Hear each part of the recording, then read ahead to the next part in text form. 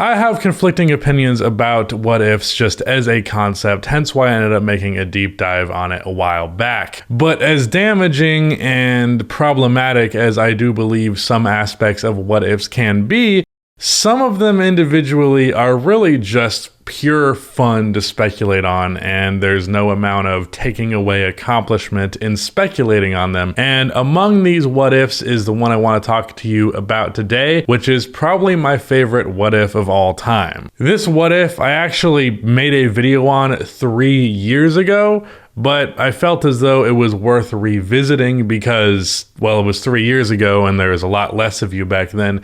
And more importantly, I think I can just do the video better and more interestingly now. This what if, to me, is not talked about nearly enough, and I don't understand why, because it involves LeBron James, and like, who's not talking about any what if involving LeBron James? And it's just simply not that well known. And of course, that what if is what if LeBron was drafted by the Memphis Grizzlies.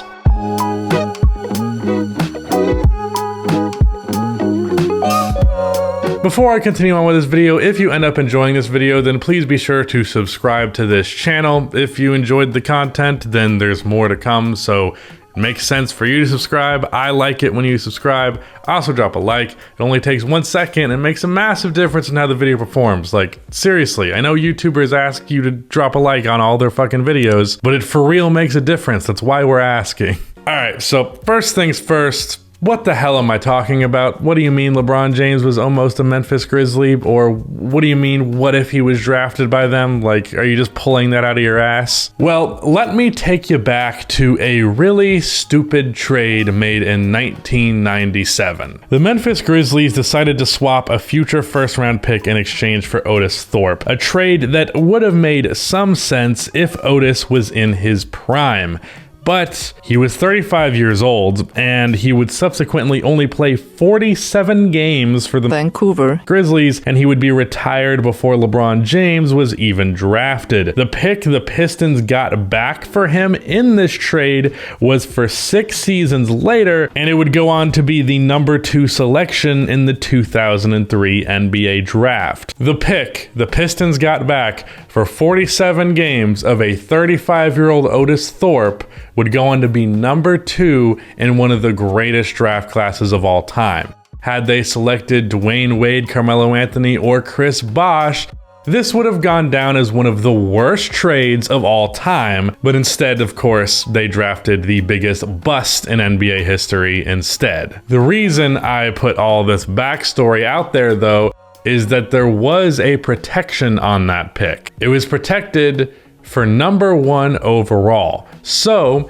had the lottery balls gone a little bit differently, the Memphis Grizzlies would have had the number 1 pick in the 2003 NBA draft, and I can't imagine a more perfect scenario for LeBron James to have been drafted into that was very much a real possibility. Looking at all of the other top 5 teams in that year's lottery, just to get an idea of what potential landing spots existed for LeBron, the Cavs had a 2nd-round pick in Carlos Boozer, who was pretty damn good, although a stupid decision later on would result in Boozer leaving the team for nothing. But hey, that's a good NBA player. There was also Big Z, who was a damn good big man, but just about every other player on that roster was barely holding on to their spot in the NBA as it was. That's the situation that LeBron originally joined. If he were to go to the Nuggets, they had Andre Miller, Nene, and Marcus Camby, all really good NBA players, but not star-level guys. Now, the Raptors and Pistons have a weird case because with the Raptors, that would easily be the best teammate to offer with Vince Carter there, and the Pistons, they obviously won a championship following LeBron's rookie year,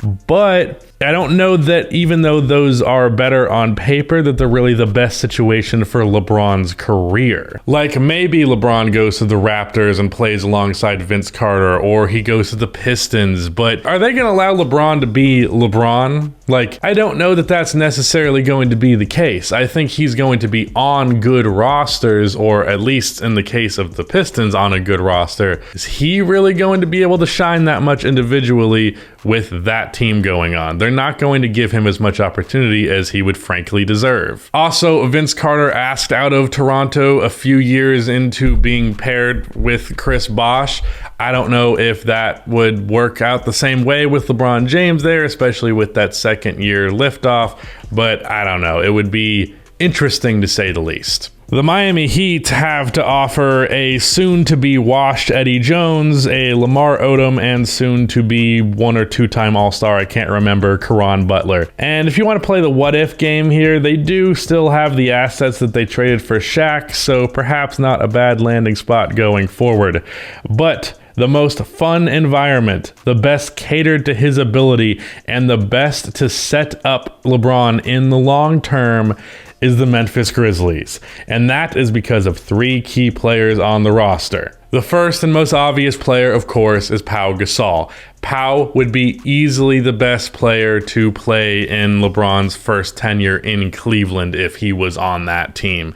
So already starting off his career with best teammate option possible, other than like Vince Carter was a little bit better. But again, I don't know that LeBron can really be LeBron with Vince Carter. Meanwhile, Pau Gasol is young and plays off of LeBron as a big man. Pau was in just his second season and he would quickly become a top 10 power forward. And I have to say 10 and not 5 because this was the early 2000s, aka when every great power forward ever played. Hell, he probably peaked as a top 5 guy, but he sure as shit was not 1 through 3. But Pau was a great post scorer. He had a really reliable mid-range game. He had a really reliable pick and roll game. He was a great passer. I imagine there would be a lot of times where he would play make to LeBron out of the post for like a backdoor cut and things like that.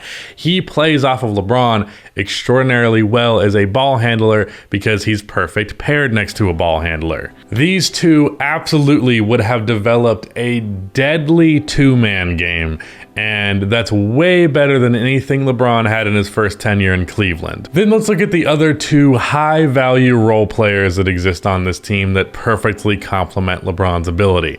The first is a 23-year-old Mike Miller. Mike was an absolute sharpshooter and a bit more well-rounded than history seems to remember him as. This is a guy who averaged 19, 5, and 5 at his peak. He also shot 7 threes per game all the way back in 2007.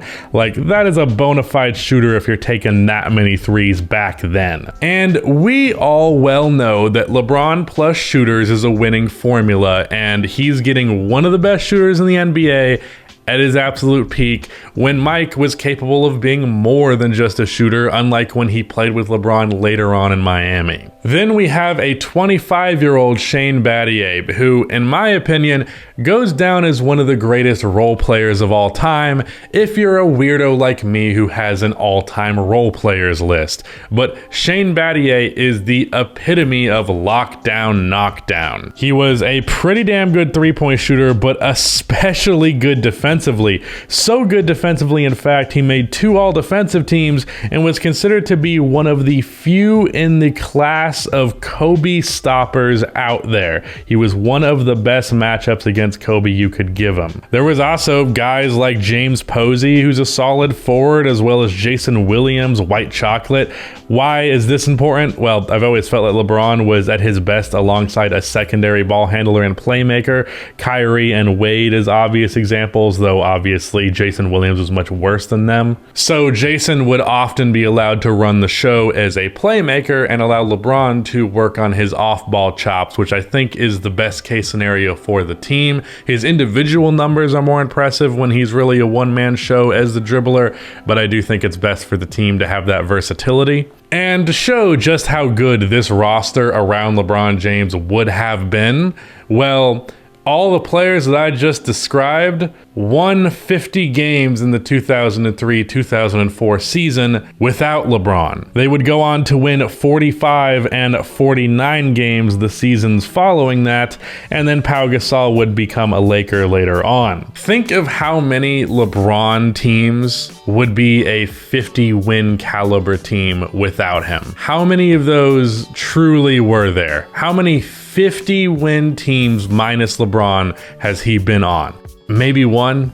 Just imagine a young LeBron in the pick and roll with Pau Gasol. He has Shane Battier and Mike Miller to kick it to out in the perimeter. When it comes to a base template for LeBron to start his career off, this is the coolest one to me by far. These core three around LeBron are 25 or younger, all on long-term deals, and I feel by LeBron's second year, they are instant contenders. And not just in a LeBron is on the roster, therefore they can contend type of way, like a 2007 Cavs.